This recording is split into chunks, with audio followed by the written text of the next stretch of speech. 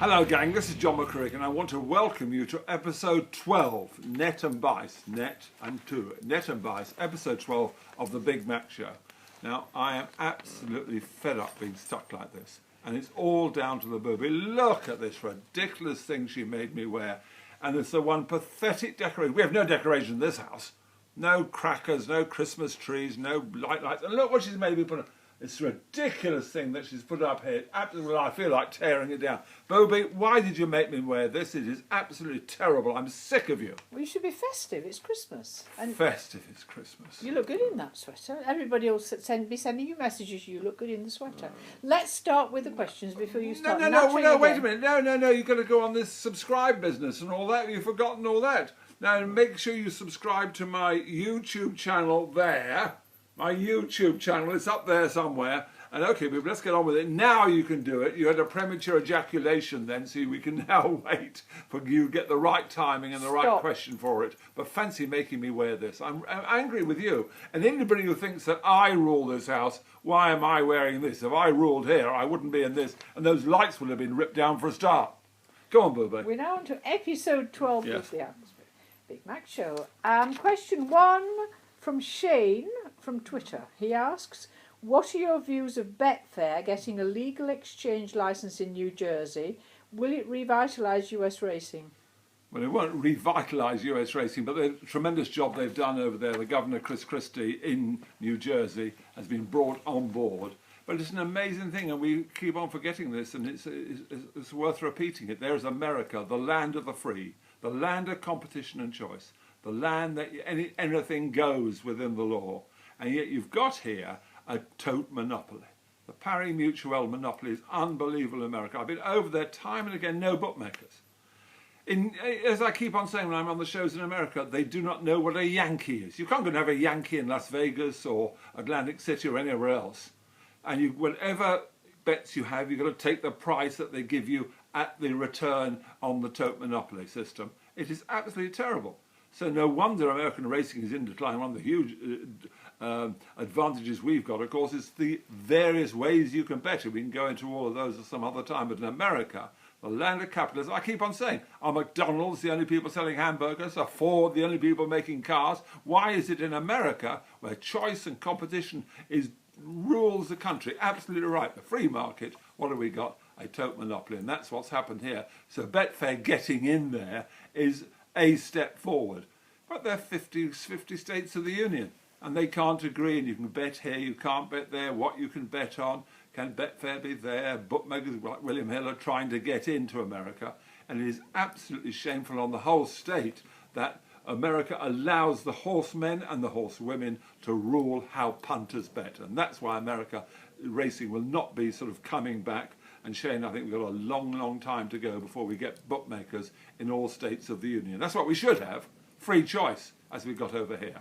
But a long wait. But Chris Christie, really good job he's doing as Governor of New Jersey. And of course, he has allowed Betfair in, so that's a start for choice for punters. Come on, Booby, what's number 2? Number 2 from Steve Solis from Facebook, who asks, who are your top 5 national hunt jockeys ever? Well, I have to start off with what I call the greatest jockey, John Frankham. Absolutely fantastic. And I call him the greatest since I saw him. He was a man, when he rode the greatest, you watched those. You didn't need to have a bet in a race, just to watch the way he put a horse to a fence. I think absolutely a fantastic rider. But in fairness, and it was brought in some years ago, well, I call him the greatest jockey, when AP had won about 10, only a miserable 10 titles. But you've got to say AP McCoy is he's a phenomenon. He's the world's greatest sportsman or sportswoman, you could say, of all time. Because has anyone been top of their profession, proven top of their profession, for 20 years? It's extraordinary, all the injuries that you can have and all the ups and downs of national hunt racing. So AP McCoy is a sportsman the like of which we will never, ever see again. I don't believe we will ever get a 20-time consecutive champion jockey.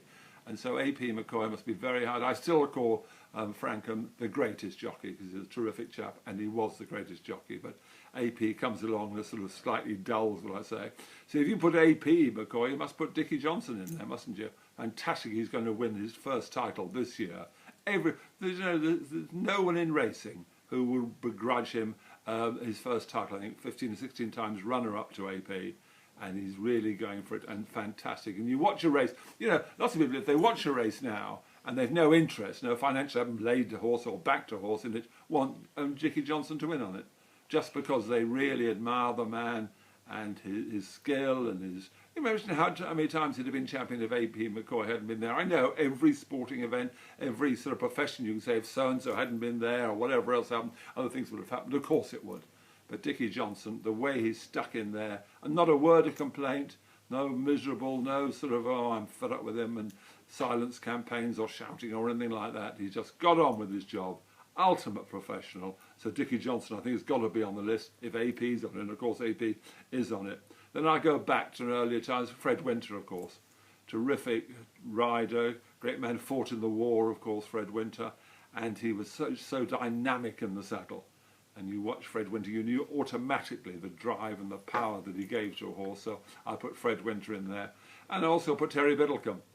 Terry Biddlecombe was the last of the Cavalier jockeys. There'll never be another jockey like Terry Biddlecombe. They live life to the full in all ways, indulging themselves in various things that don't sort of occur now to top professional jockeys. But he had a flashing way of riding. He threw horses at fences.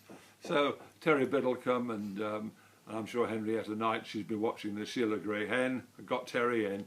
So the 5 jockeys I put in, the greatest jockey John Frankham, AP, of course, on any list AP must be. Dickie Johnson for what he's about to do, what he has done in the past, and looking back, Fred Winter, and also bringing in Terry Biddlecombe. That's just to say, it left out the Irish jockeys. The Republic of Ireland jockeys left all of them out, so you could put lots of them in, the Ruby Walshes and Gerritys and all that kind of thing, Maloney and all those kind of people who have left them out, confined it to British jockeys, and they're the 5 I include. But we are very, very fortunate, and the standard of jockeyship is getting higher and higher, of course.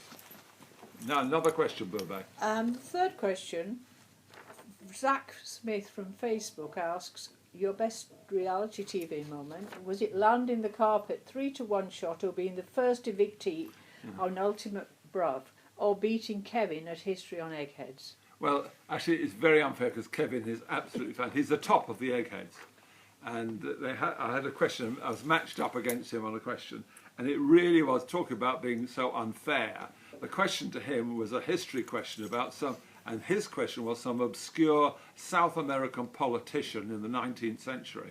I never heard of him in Paraguay or something like that. So in fairness, it was a real monster they threw at him, and I got a relatively easy one. I forget what the question was, but even I was able to answer it. It was relatively simple. So it was very, very unfair. But nevertheless, it was a moment that I was able to sort of make the best of, but I had certainly no brain for all of that. And also, I think one of my sort of memorable moments was on Big Brother 3 in 2005. And I was on with like Bridget Nielsen and Sylvester Stallone's mother, Jackie Stallone, and Germaine Greer. And the extraordinary, I call Germaine Greer the Gorgon, because she looked like a Gorgon. But she was so intelligent. She really, as you listened to her, you learnt from her, she was stimulating to be with. And the extraordinary thing, here she was, the female eunuch, which has ruined the lives of millions of women, the female eunuch, giving them ideas that they could never achieve. And yet, she walked from the house, which is always a grim thing. That anybody who walks from the house, that means Big Brother's won. Brothers won. Anyone who walks from the house, it's a pretty ghastly place anyway. That's why I was so pleased I was first out all the time. But she walked from the house, and the reason she walked from the house was absolutely unbelievable. She walked from the Big Brother house because I was being bullied. Germaine Greer, the great feminist, was so upset that I was being bullied by the housemates that she walked from the house in protest. Can you believe it? So that was probably one of my main moments from the Big Brother house. But of course, in Celebrity Coach Trip, I had the booby with me. That was a great thing. Very quickly on that one, we have got a unique record there. You remember, I don't know if you watch Coach Trip, but there are votes taken at the end of each episode to throw people out. Well, the first vote, the newcomer comes in, just has a vote to get people out, but can't be voted out.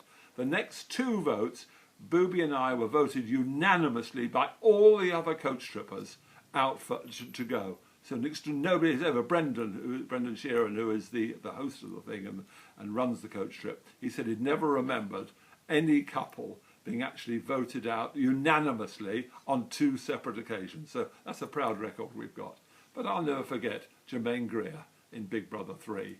I was there, and she walked because I was left in and being bullied. Come on, Booby, what else are we saying? Well, that was your third Right. question. Well, thank you for watching. As I said, make sure you subscribe to my YouTube channel, whatever that is, and keep sending in your questions on Twitter at Real McCririck and Facebook/Real McCririck by adding hashtag AskBigMac. And if I didn't answer your question this week, it might be next week. Get them in now. I want to hear from you. But make them easy questions and show up the booby. Isn't she fortunate to have me, the man, in her life?